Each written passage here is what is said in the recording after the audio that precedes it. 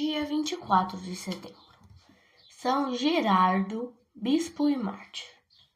1046.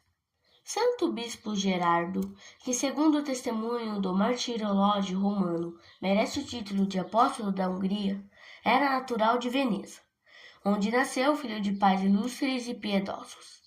Educado numa escola beneditina, recebeu além da instrução científica ensinamentos sólidos nas ciências de Deus e dos santos. Foi no contato com os sábios e santos mestres que se lhe comunicou o amor pelas coisas divinas e aquele zelo pela salvação das almas que mais tarde o habilitou a ser um digno sucessor dos apóstolos. Grande desejo nutria de visitar os santos lugares da Palestina, o que lhe foi dado satisfazer. Voltando do Oriente, passou pela Hungria, onde teve fidalga recepção o santo rei Estevão, o qual, descobrindo no hóspede dotes extraordinários que o habilitavam para trabalhos apostólicos, pediu-lhe e insistiu para que não mais saísse da Hungria e que cooperasse na grande obra a que se propusera o santo monarca, de converter ao cristianismo todos os súditos.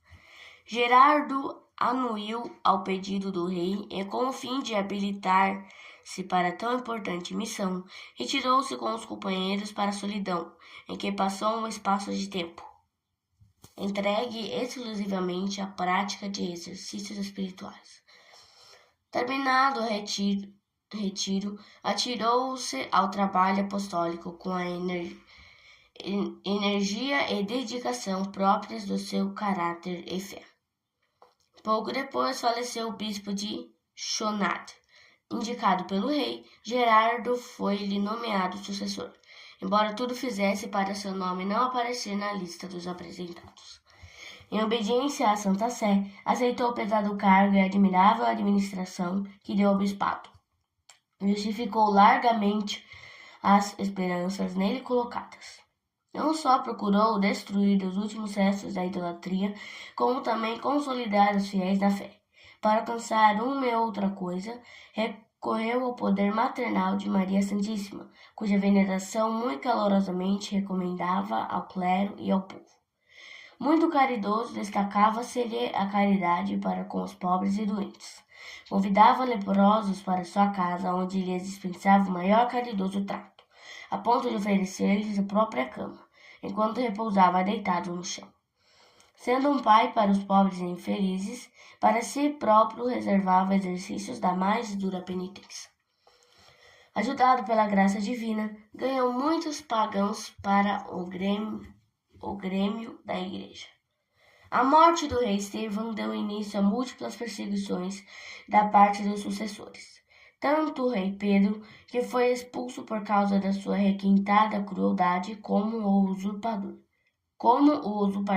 usurpador Abas, declararam-se inimigos do santo bispo. Pedro voltou para ser novamente expulso e Abas morreu sob os golpes do algoz. A coroa foi oferecida a André, filho de Ladislau, parente próximo de Estevão, que a aceitou, apesar da condição infamante de restabelecer no reino o regime pagão com o culto dos deuses. Gerardo, com mais 3 bispos, pôs-se a caminho de Struenseburg para, junto ao rei, se empenharam pela conservação da religião católica como oficial. Chegados a Giod, Gerardo, após a missa por ele celebrada, disse aos companheiros: nós todos, ainda hoje, com exceção do bispo de Benete, seremos mártires pela fé.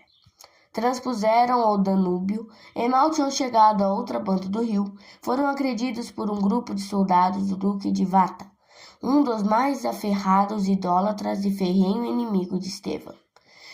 Gerardo foi apedrejado e por fim mortalmente ferido por uma lançada. 2 outros bispos, Bestardo e Bud, morreram na mesma ocasião. No meio da confusão do morticínio, apareceu o rei, que pôde ainda arrancar o quarto bispo das mãos dos verdugos. Ele mesmo se declarou a favor do cristianismo. Continuou a obra encetada por Santo Estevão e reinou com muita felicidade. O martírio de São Gerardo teve lugar em 24 de setembro de 1046 e as relíquias estão guardadas em Veneza, na igreja de Nossa Senhora de Murano. Reflexões. São Geraldo deu um exemplo de caridade extraordinária para com os pobres, doentes e até com os inimigos, rezando por eles, como fizera Santo Estevão, o protomártir. Esta caridade aplicada aos outros correspondia a um rigor fortíssimo contra si próprio. O corpo era-lhe continuamente objeto de penitências, jejuns e mortificações. Não permitia a si próprio prazer lícito que dão divertimentos honestos e bons. É este o modo de pensar e proceder muito comum nos santos, porque na prática da caridade e da penitência enxergavam o caminho mais certo para o céu. Há muitos católicos que não são caridosos e muito menos amigos da penitência e da mortificação. A utilidade, o interesse e o egoísmo são suas únicas diretivas.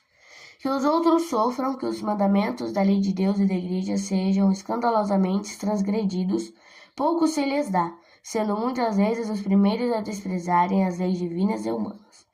Contanto que nada lhes falte, que não sejam incomodados com pedidos importunos. Os que assim pensam e vivem têm maior amor ao corpo do que à alma, amam mais ao mundo que a Deus. Quem quer bem à sua alma mortifica o corpo. Do corpo mortificado, diz São Paulo que ressuscitará em poder e em glória. Coríntios capítulo 5, capítulo 15, versículo 43.